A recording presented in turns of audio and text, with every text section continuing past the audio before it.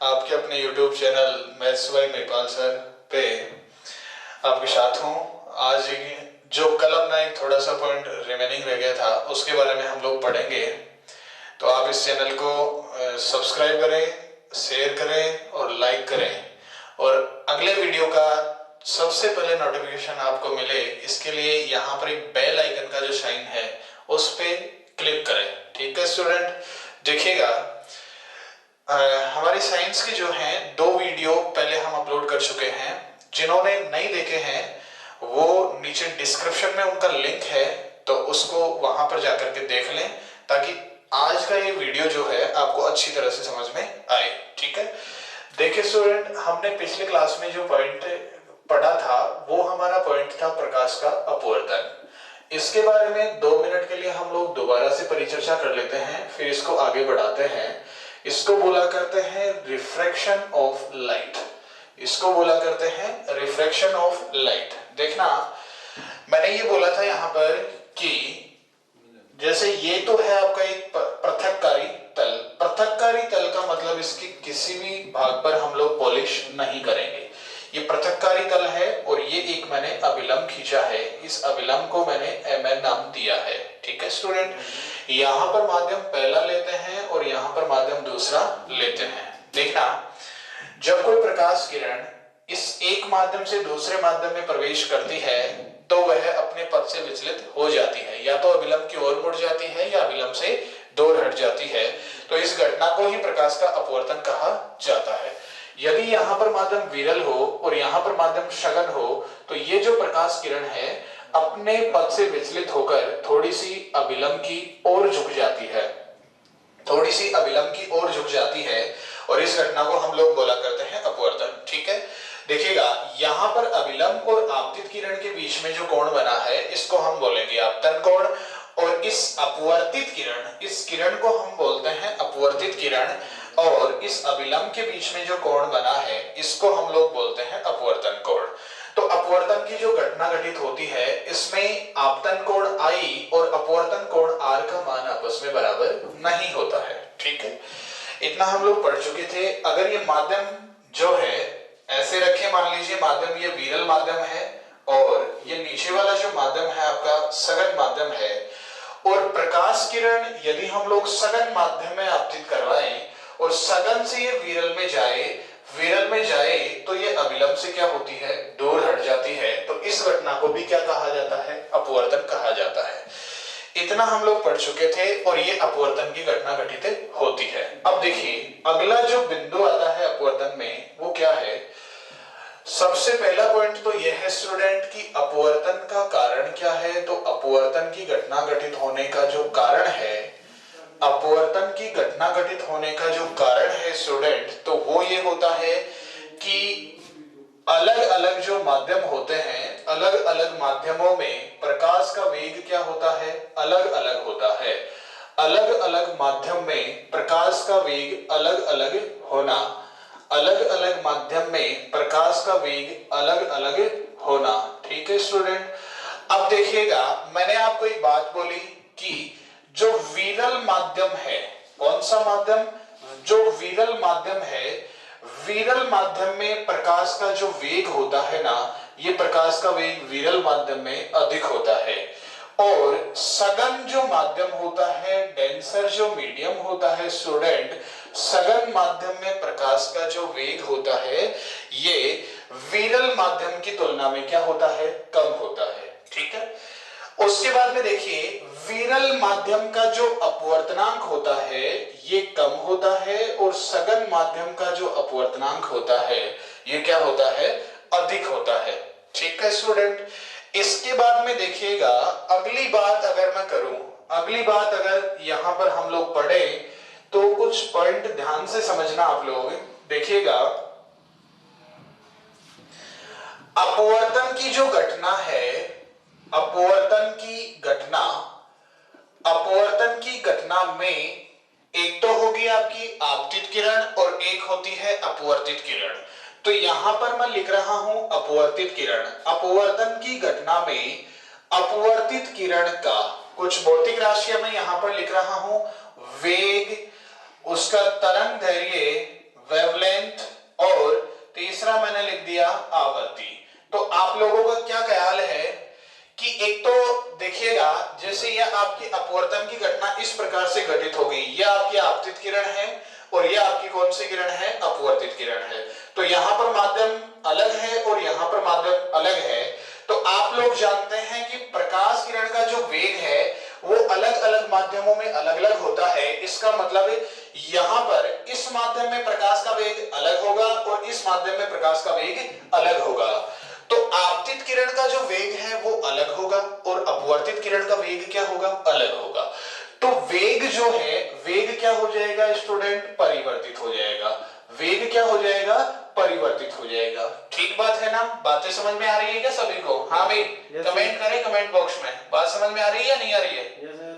आ रही है क्या सभी को? चलो इसके बाद में देखिए, अगला जो पॉइंट है ये है तरंग दैर्ध्य, वेवलेंथ। अगला जो पॉइंट है ये क्या है, तरंग दैर्ध्य। तो तरंग दैर्ध्य के बारे में देखना, तरंग दैर्ध्य जो होता है रंगों का, वो रंगों का तरंग दैर्ध्य अलग अलग माध्यमों में क्या होता है, अलग अलग होता है।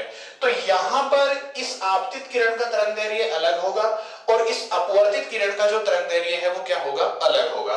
तो ये तरंग दैर्ध्य भी क्या हो जाएगा स्टूडेंट, परिवर्तित हो जाएगा। लेकिन तीसरी जो भौतिक राशि मैंने यहां पर लिखी है वो लिखी है मैंने आवर्ती। आवर्ती के बारे में आप लोगों का क्या ख्याल है? आवर्ती के बारे में मैंने पिछले वीडियो में आपको बताया था कि आवर्ती जो होती है प्रकाश किरण की, आवर्ती जो होती है प्रकाश किरण की, प्रकाश किरण की जो आवर्ती होती है ये किस पर निर्भर करती है? प्रकाश किरण की जो आवर्ती होती है ना, ये लाइट सोर्स पर डिपेंड करती है, प्रकाश के स्रोत पर निर्भर करती है, प्रकाश के स्रोत पर निर्भर करती है। तो आप लोग देखना, यहां पर ये आपतित किरण है और ये आपकी अपवर्तित किरण है। तो प्रकाशिक स्रोत जो यहां पर आपतित किरण का होगा वही किसका होगा, अपवर्तित किरण का होगा।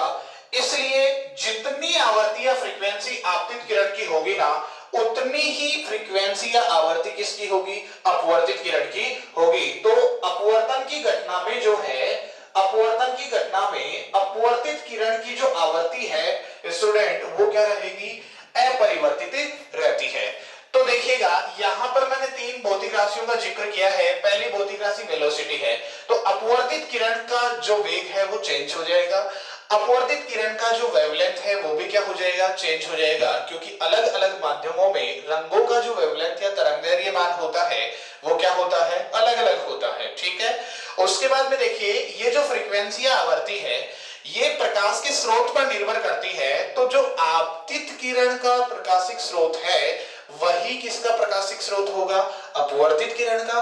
तो आवर्ती जो है ये क्या रहेगी, अपरिवर्तित रहेगी। ठीक है, तो देखिए आपको यहां से एग्जाम में सीधा क्वेश्चन पूछा जाएगा कि ऐसी कौन सी भौतिक राशि है, ऐसी कौन सी भौतिक राशि है जो प्रावर्तन तथा अपवर्तन दोनों ही घटना में अपरिवर्तित रहती है। तो आप लोगों ने देखा था प्रावर्तन की घटना में भी जो आवर्ती थी वो अपरिवर्तित थी, और अपवर्तन की घटना में भी हम लोगों ने देखा है कि अपवर्तित किरण की जो आवर्ती है वो क्या है, अपरिवर्तित है। तो ऐसी भौतिक राशि कौन सी है, आवर्ती है। ठीक है स्टूडेंट, तो इसका मतलब ये हुआ कि आवर्ती जो भौतिक राशि है ये अपवर्तन की घटना और प्रावर्तन की घटना दोनों ही घटनाओं में चेंज नहीं होती है। अपवर्तित किरण की आवर्ती और प्रावर्तन की घटना में प्रावर्तित किरण की आवर्ती समान बनी रहती है। ठीक है स्टूडेंट, एक तो कॉन्सेप्ट था आपका ये, यहां से कई बार एग्जाम में क्वेश्चन पूछ लिया जाता है। ठीक है, इसका आप लोग स्क्रीनशॉट ले लें, यहां से क्वेश्चन पूछा जाता है सीधा एग्जाम में। ठीक है, उसके बाद में देखिएगा, समझ में आ रही है ना बातें, कमेंट करें। Yes sir. देखिएगा इसके बाद में अगला जो पॉइंट है आपका, अभी क्लास में मैंने एक पॉइंट बोला है अपवर्तनांक। मैंने क्या पॉइंट बोला है, अपवर्तनांक। तो अपवर्तनांक क्या होता है स्टूडेंट, देखिएगा अपवर्तनांक किसको कहते हैं। अपवर्तनांक जो होता है, अपवर्तनांक के बारे में क्या ख्याल है, ये अपवर्तनांक हम लोग पढ़ेंगे। अपवर्तनांक पढ़ने से पहले हम लोग पढ़ेंगे अपवर्तन के नियम। क्या पढ़ेंगे, अपवर्तन के नियम। तो आप लोग देखना, अपवर्तन के नियम पढ़ते हैं तो अपवर्तन के जो नियम है स्टूडेंट वो है दो। अपवर्तन के कितने नियम हैं, दो नियम हैं। पहला नियम तो यह है कि आपतित किरण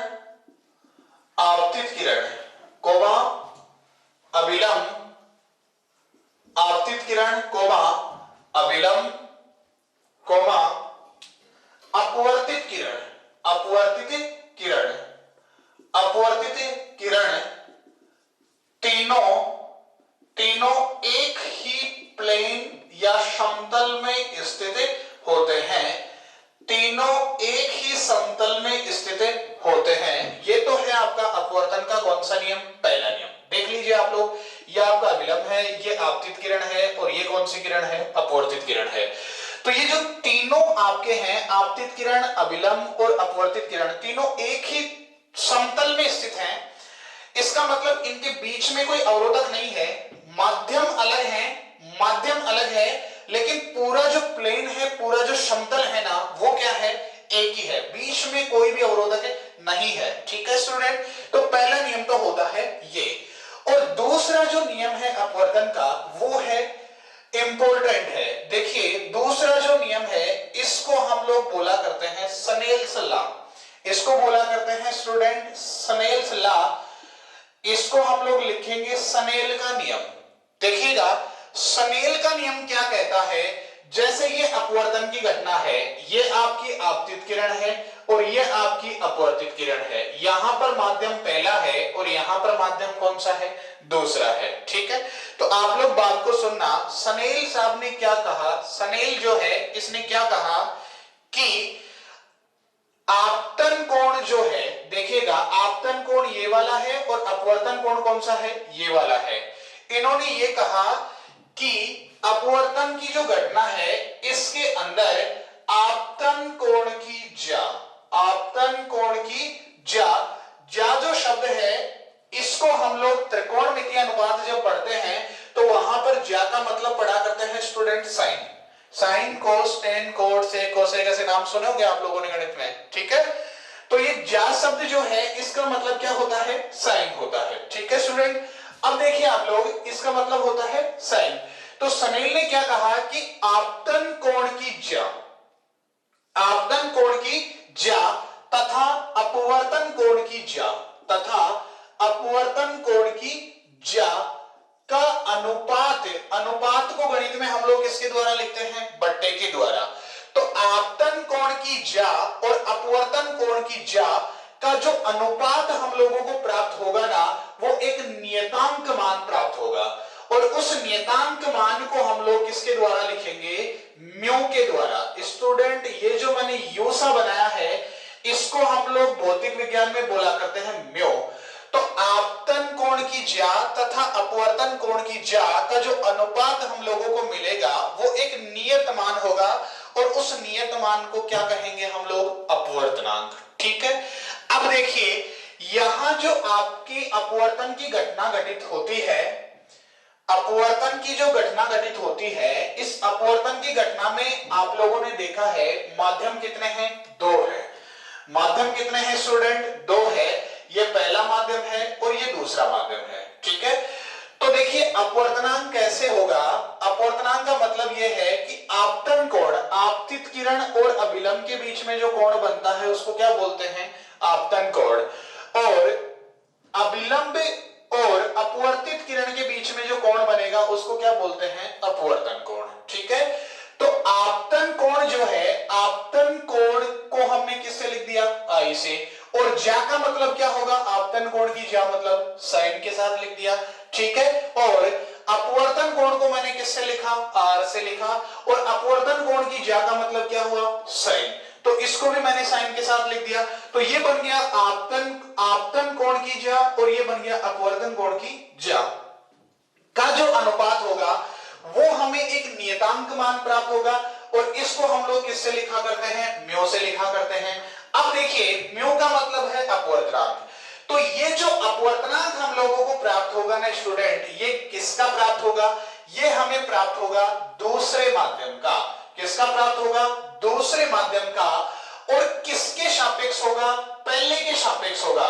तो इसको बोलेंगे हम लोग μ/1, और इसका मतलब ये हुआ, अपवर्तनांक की सीधी सीधी परिभाषा अगर हम लोग देखें तो ये होती है कि आपतन कोण की जा तथा अपवर्तन कोण की जा का जो एक अनुपात प्राप्त होता है वो नियतांक मान प्राप्त होता है, और ये नियतांक मान दूसरे माध्यम का, कौन से का, दूसरे माध्यम का पहले माध्यम के सापेक्ष अपवर्तनांक कहलाता है। तो ये आपका जो पॉइंट होता है स्टूडेंट, ये कौन सा पॉइंट कंप्लीट होता है, अपवर्तनांक का जो पॉइंट है ये भी कंप्लीट होता है। ठीक है, तो अपवर्तन के हमने दो नियम पढ़े हैं। पहला नियम तो ये है कि आपतित किरण, अभिलंब और अपवर्तित किरण तीनों एक ही प्लेन या समतल में स्थित होते हैं।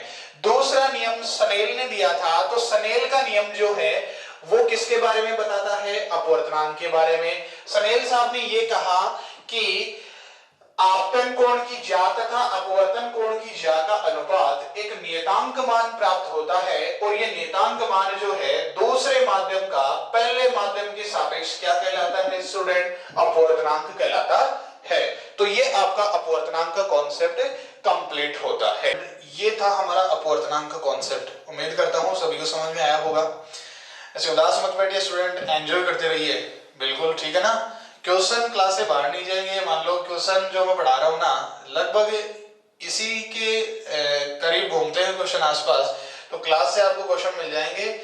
आप बिल्कुल भी टेंशन फ्री रहें, क्लास रेगुलर लेते रहें। ठीक है, देखना ये आपका अपवर्तनांक का कॉन्सेप्ट कंप्लीट होता है। अब एक छोटा सा पॉइंट और आता है, निरपेक्ष अपवर्तनांक। इसको हम लोग पढ़ते हैं। देखिएगा, निरपेक्ष अपवर्तनांक जो है किसको कहते हैं, निरपेक्ष अपवर्तनांक का मतलब क्या है स्टूडेंट, देखिएगा निरपेक्ष अपवर्तनांक का मतलब ये होता है, सीधी सीधी इसकी परिभाषा है कि जब कोई प्रकाश किरण जो है इसका, जैसे मान लीजिए प्रकाश किरण जो है इसका हम लोग अपवर्तन करवाना चाहते हैं, तो ये मैंने लिया पृथककारी तल और ये मैंने लिया है अभिलंब, ये मैंने लिया है अभिलंब। तो पृथककारी तल AB और ये है आपका अभिलंब MN। ठीक है स्टूडेंट, अब देखना आप लोग, मान लीजिए यहां पर जो पहला माध्यम है इसको मैं अब की बार लेता हूं निर्वात या वैक्यूम। इसको मैंने लिया है निर्वात या वैक्यूम, और ये दूसरा कोई भी आपका माध्यम हो सकता है, वायु हो सकता है, जल हो सकता है, कांच हो सकता है। ठीक है, अब प्रकाश किरण जो है इस निर्वात से जब किसी माध्यम में प्रवेश करेगी तो इसका अपवर्तन होगा, निर्वात से किसी माध्यम में प्रवेश करेगी तो इसका क्या होगा, अपवर्तन होगा। अपवर्तन होगा तो अब देखिए निरपेक्ष अपवर्तनांक किसको कहेंगे, कि जब किसी प्रकाश किरण का निर्वात से किसी माध्यम में, निर्वात से किसी माध्यम में अपवर्तन होता है, अपवर्तन होता है, तो इस माध्यम का निर्वात के सापेक्ष जो अपवर्तनांक होगा, इस माध्यम का निर्वात के सापेक्ष जो अपवर्तनांक होगा उसको हम लोग क्या बोलेंगे, निरपेक्ष अपवर्तनांक बोलेंगे। ठीक है स्टूडेंट, देखिएगा आप लोग, इसके लिए हम लोग एक फॉर्मूला भी लिख सकते हैं। निरपेक्ष अपवर्तनांक का मतलब क्या है, देखिएगा जैसे मैंने लिखा निरपेक्ष अपवर्तनांक जो है आपका, निरपेक्ष अपवर्तनांक को मैंने म्यू से लिखा है, निरपेक्ष अपवर्तनांक को मैंने म्यू से लिख दिया। और इसका फॉर्मूला इस प्रकार से भी हम लोग लिख सकते हैं कि निर्वात में प्रकाश की चाल, पहला माध्यम हमने क्या लिया था, निर्वात, तो निर्वात में प्रकाश की चाल तथा बटे में हम लोग लिख देते हैं जो भी आपका दूसरा माध्यम था उस माध्यम में प्रकाश की चाल। तो इसका एक नया फॉर्मूला हमारे सामने आ गया कि निरपेक्ष अपवर्तनांक म्यू बराबर निर्वात में प्रकाश की चाल बटे माध्यम में प्रकाश की चाल। अब आप लोग देखिए, इसको मैं ऐसे लिख सकता हूं, प्रकाश की जो चाल होती है स्टूडेंट, प्रकाश का जो वेग होता है या प्रकाश की जो चाल है, इसको हम लोग भौतिक विज्ञान में C से रिप्रेजेंट किया करते हैं। किससे रिप्रेजेंट करते हैं, C से। तो देखिए इसको मैं इस प्रकार से लिख सकता हूं कि निर्वात, निर्वात को बोलते हैं वैक्यूम, निर्वात को अंग्रेजी में बोलते हैं वैक्यूम। देखिएगा तो मैं यहां पर लिख देता हूं कि निर्वात में प्रकाश की चाल, प्रकाश की चाल का मतलब C और V का मतलब वैक्यूम में, निर्वात में प्रकाश की चाल हो गई, ठीक है, बटे में माध्यम में प्रकाश की चाल, तो प्रकाश की चाल किसमें, मीडियम में, प्रकाश की चाल किसमें, मीडियम में। तो आपका फॉर्मूला इस प्रकार से बन गया, निरपेक्ष अपवर्तनांक बराबर निर्वात में प्रकाश की चाल बटे माध्यम में प्रकाश की चाल। तो ये आपका एक फॉर्मूला डिराइव हो जाता है और इसका मतलब ये क्या है, निरपेक्ष अपवर्तनांक है। अब देखिए कुछ माध्यम जो हैं इनके डायरेक्ट अपवर्तनांक एग्जाम्स में पूछे जाते हैं, तो जनरली जो एग्जाम्स में अपवर्तनांक पूछे जाते हैं उनकी मैं यहां पर एक टेबल बनाता हूं। उससे पहले आप लोग ये जो पॉइंट मैंने लिखा है इसको थोड़ा देख लें और इसका स्क्रीनशॉट ले लें। ठीक है स्टूडेंट, देखिएगा, चलो इसका स्क्रीनशॉट ले लें आप लोग।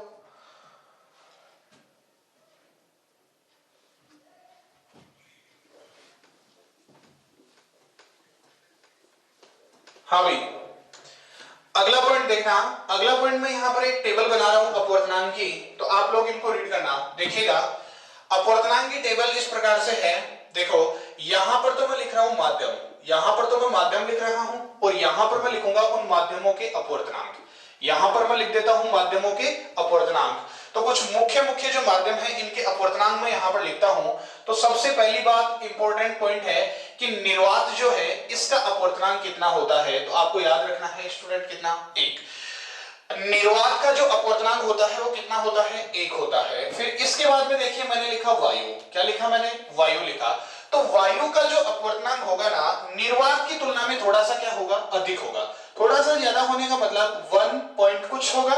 तो यहां पर याद रखना 1.000, जीरो कितने हैं, 3 है, और 3 जीरो के आगे क्या लिखना है, 3 लिखना है। तो वायु का जो अपवर्तनांक है वो कितना है, 1.003। ठीक है। उसके बाद में देखिएगा जैसे अगला माध्यम मैं लिखता हूं जल। ठीक है, जल जो है, जल का अपवर्तनांक विद्यार्थियों आप लोग ऐसे याद रखना 4/3, 4/3। और 4/3 का मतलब मान कितना होता है, 1.33। तो जल का अपवर्तनांक कितना होगा, 1.33। उसके बाद में देखिएगा मैंने लिखा है कांच, मैंने लिखा है कांच। तो कांच का जो अपवर्तनांक होता है ना वो होता है 3/2, 3/2। और 3/2 का मतलब आप लोग जानते हैं कितना होता है, लगभग 1.50 या 1.5 बोल सकते हैं। उसके बाद में देखिए ये इंपॉर्टेंट है, ये विशेष रूप से कई बार एग्जाम्स में पूछ लिया जाता है कि जो हीरा होता है, हीरे का अपवर्तनांक कितना होता है। तो आपको याद रखना है विद्यार्थियों, हीरे का जो अपवर्तनांक होता है ना वो कितना होता है, 2.42। हीरे का अपवर्तनांक कितना होता है, 2.42। तो ये विशेष रूप से आप लोग याद रखना, हीरे का अपवर्तनांक कितना है, 2.42। अब आप लोग देखिए निर्वात का अपवर्तनांक जो है 1 है, जल का, वायु का अपवर्तनांक 1 से थोड़ा सा ज्यादा 1.003। जल का जो अपवर्तनांक है वो कितना है, 4/3, इसका मतलब यह है 1.33। और कांच का जो अपवर्तनांक है वो कितना है, 3/2, और 3/2 का मतलब लगभग कितना, 1.50। हीरे का जो अपवर्तनांक होता है वो कितना होता है, 2.42। तो इस प्रकार से ये जनरली एग्जाम में पूछे जाने वाले जो माध्यम है उनके अपवर्तनांक है। तो आप लोग इनको देख लें और इनका एक स्क्रीनशॉट ले लें। ठीक है स्टूडेंट, बातें समझ में आ रही है क्या सभी को? हाँ भाई कमेंट करें जल्दी, बात समझ में आ रही है ना? चलो बहुत बढ़िया, वेरी गुड। हाँ भाई रमेश जी सब कुछ आएगा समझ में, आप कंटिन्यू बने रहिए। बिल्कुल बिल्कुल बिल्कुल सही है। इसका स्क्रीनशॉट ले लिया सभी ने? चलो आगे देखना। आगे देखिए स्टूडेंट, एक क्वेश्चन आपको हल करना है। कुछ न्यूमेरिकल टाइप के सवाल इस चैप्टर से पूछ लिए जाते हैं। तो एक छोटा सा मैं क्वेश्चन लिखता हूं और आप लोग इसको ध्यान से देखना। क्वेश्चन इस प्रकार से आपको पूछेगा कि प्रश्न ऐसे पूछ लिया, मान लीजिए पानी में प्रकाश की चाल बताइए। तो कल की पिछला जो वीडियो है अपना, पहला जो वीडियो है, पहले वीडियो में मैंने एक वैल्यू लिखा था कि पानी में प्रकाश की चाल कितनी होती है। तो वो जो मान मैंने लिखा था वहां पर, वो मान कैसे आता है, देखिए अभी हम लोगों ने निरपेक्ष अपवर्तनांक के बराबर में एक फॉर्मूला लिखा था। निरपेक्ष अपवर्तनांक म्यू बराबर, यहां पर मैंने लिखा था CV/Cm। ठीक है, अब देखिए आप लोग, इसका मतलब क्या है, सीवी का मतलब तो है निर्वात में प्रकाश की चाल, और निर्वात में जो प्रकाश की चाल है आप सभी को पता है स्टूडेंट कितनी होती है, 3 × 10⁸ मीटर प्रति सेकंड। ठीक है, और यहां Cm का मतलब क्या है, मीडियम में प्रकाश की चाल, माध्यम में प्रकाश की चाल। अब आप लोग देखिए म्यू का मतलब तो क्या होगा, अपवर्तनांक होगा। म्यू का मतलब तो क्या होगा, अपवर्तनांक होगा। और निर्वात में प्रकाश की चाल, ये मान आपका इतना होता है 3 × 10⁻⁸ कितना, 8 मीटर पर सेकंड। चाल का मात्रक क्या होता है, मीटर प्रति सेकंड। और माध्यम में प्रकाश की चाल, तो माध्यम क्या है यहां पर, पानी। तो पानी में प्रकाश की चाल हम लोगों को निकालनी है, ये वाला जो मान है ये हम लोगों को निकालना है। अब यहां पर आप लोग अपवर्तनांक किसका लिखते हैं स्टूडेंट, आप लोग यहां पर अपवर्तनांक लिख सकते हैं जल का। ठीक है, तो यहां पर ये फॉर्मूला जो है इसको आप लोग ऐसे लिख लें, ये तो यहां पर ले आए, ये यहां पर ले आए कि पानी में प्रकाश की चाल, इसका मतलब क्या है, पानी में प्रकाश की चाल, पानी में प्रकाश की चाल बराबर आपका फॉर्मूला रूप इस प्रकार से लेगा, 3 × 10⁸ मीटर प्रति सेकंड, और बटे में जल का क्या होगा, अपवर्तनांक। तो जल का अपवर्तनांक कितना होता है स्टूडेंट, 4/3। अब आप लोग देखिएगा इसको जब आप लोग सोल्व आउट करेंगे, एक बार इसको दोबारा से देखना आप लोग। निरपेक्ष अपवर्तनांक म्यू बराबर हमने फॉर्मूला पढ़ा है निर्वात में प्रकाश की चाल बटे माध्यम में प्रकाश की चाल। आप सभी को पता है निर्वात में प्रकाश की चाल कितनी होती है, 3 × 10⁸ मीटर प्रति सेकंड। और माध्यम में प्रकाश की चाल मतलब हम लोगों को पानी में प्रकाश की चाल बतानी है, तो ये हम लोगों को निकालना है। तो जो मान निकालना है वो हम लोग यहाँ पर लिखा करते हैं, तो मैंने इसको यहाँ पर लिख दिया और ये म्यू जो है इसको मैं इसके बट्टे में ले गया। अब देखिए आप लोग, इसको जब आप लोग आगे सोल्व आउट करेंगे, इसको जब सोल्व आउट करेंगे ना स्टूडेंट, तो ये किस प्रकार से होगा, ये जो बट्टे में 3 लिखा हुआ है ये तो चला जाएगा ऊपर चला जाएगा, तो ये बन जाएगा 3 × 3 और गुणा में कितना 10⁸ और बटे में कितना बचा 4। अब देखिए यहां पर जो आपका मान बना है वो बन गया 9 × 10⁸ मीटर प्रति सेकंड बटे में कितना 4। आप लोग देखना 9 में जब 4 का भाग लगाते हैं, 9 में कितने का भाग लगाएंगे 4 का, तो आपका मान कितना होगा 2.25 × 10⁸ मीटर प्रति सेकंड। और कल मैंने इतना ही मान आप लोगों को बताया था। तो इस प्रकार से आप लोग किसी भी माध्यम में प्रकाश की चाल बता सकते हैं। तो जो कल मैंने पिछले वीडियो में जो मैंने एक टेबल बनाई थी पहले वीडियो में, उसको रटने की आपको आवश्यकता नहीं है स्टूडेंट। आप लोग इस प्रकार से इस फॉर्मूले की सहायता से वो सारे मान निकाल सकते हैं। बात समझ में आ रही है क्या सभी को? हाँ भाई, बात समझ में आई ना? चलो इसके बाद में देखिएगा, इसके बाद में मान लीजिए मैंने यहां पर लिख दिया, पानी की जगह मैंने लिखा कांच में प्रकाश की चाल।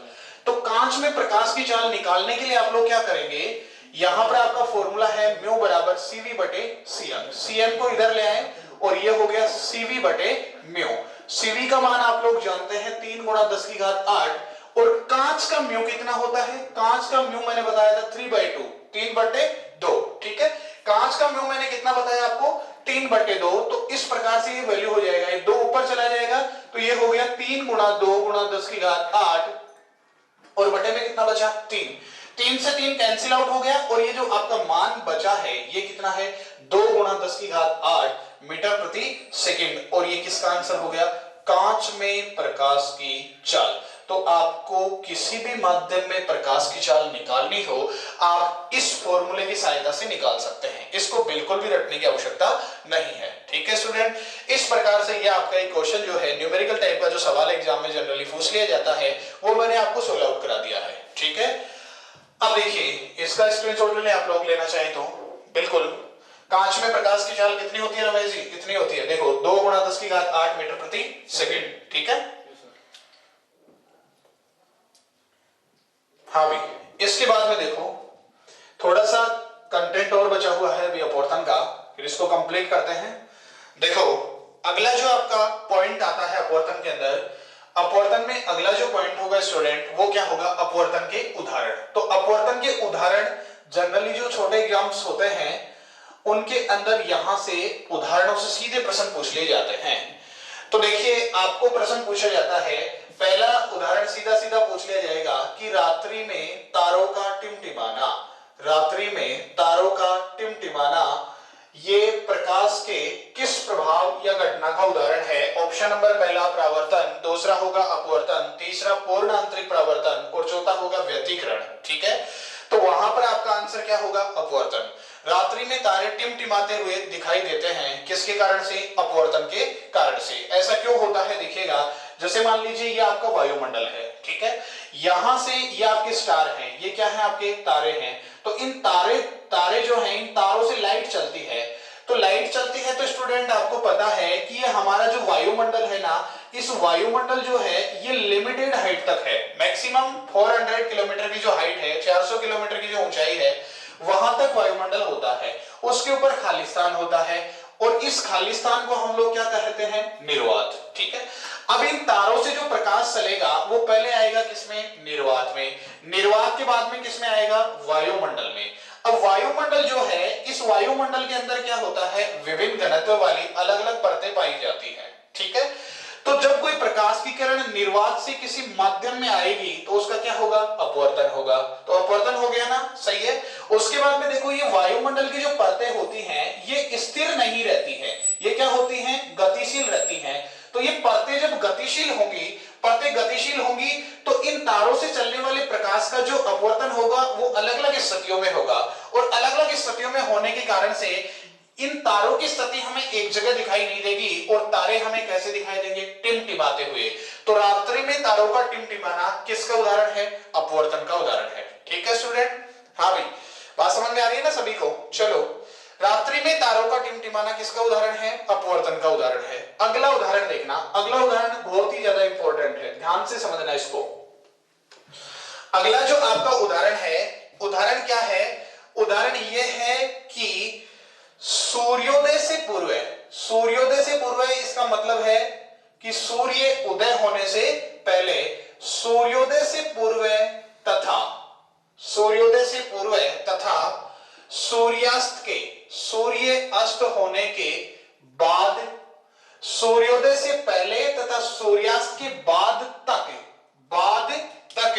सूर्य का दिखाई देना, बाद तक सूर्य का दिखाई देना, ये किसका उदाहरण है, ये उदाहरण स्टूडेंट अपवर्तन का है। सर ऐसा कैसे हुआ, देखिएगा, ये मान लीजिए आपका क्षैतिज तल है, और क्षैतिज तल कौन सा होता है, जो हमारी आंख के सामने का तल होता है। ठीक है, ये मान लीजिए हमारी पृथ्वी है, इस पृथ्वी के ऊपर क्या है, यहां पर एक लाल बैठा है, ये मान लीजिए एक लाल है यहां पर, और यहां पर एक लाली बैठी है। ठीक है स्टूडेंट, ये लाली हो गई, ये क्या।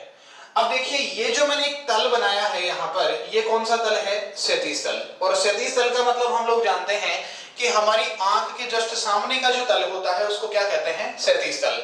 तो सूर्योदय के समय, सुबह सुबह के समय हम लोग देखते हैं, सुबह के समय सूर्य की स्थिति कहां होती है स्टूडेंट, सुबह के समय सूर्य की जो स्थिति हमें दिखाई देती है वो क्षैतिज तल से कहां होती है, नीचे।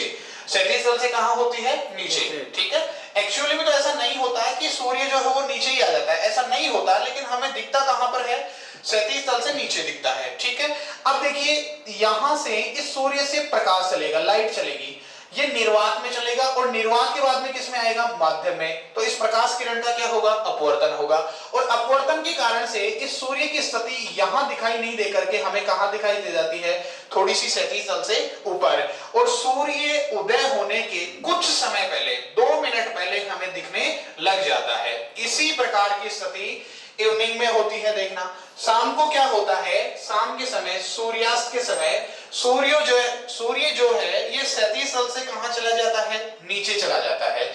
अब देखिए यहां से प्रकाश किरण चलेगी, पहले निर्वात में चलेगी, फिर किस में आएगी, माध्यम में आएगी, तो इसका अपवर्तन होगा, और सूर्य की स्थिति जो है थोड़ी सी हमें कहां दिखाई दे जाएगी, क्षैतिज तल के ऊपर। तो लाल जो है इसको सूर्योदय होने के कुछ समय पूर्व सूर्य दिखाई देने लग जाएगा, और लाली जो है इसको सूर्यास्त के कुछ समय बाद तक क्या दिखाई देता रहेगा, सूर्य। सही है, तो ये उदाहरण जो है सूर्योदय से पूर्व तथा सूर्यास्त के बाद तक सूर्य का दिखाई देना, ये किसका है, अपवर्तन का। तो जैसे मान लीजिए सुबह 2 मिनट पहले सूर्य दिख गया और शाम को 2 मिनट बाद तक सूर्य दिखाई देता है, तो इस प्रकार टोटल दिन की जो अवधि है वो कितनी बढ़ जाएगी, 4 मिनट बढ़ जाएगी। उदाहरण आपको समझ में आया होगा, उम्मीद करता हूं सभी लोगों को। हाँ भाई, समझ में आ गया क्या सभी को।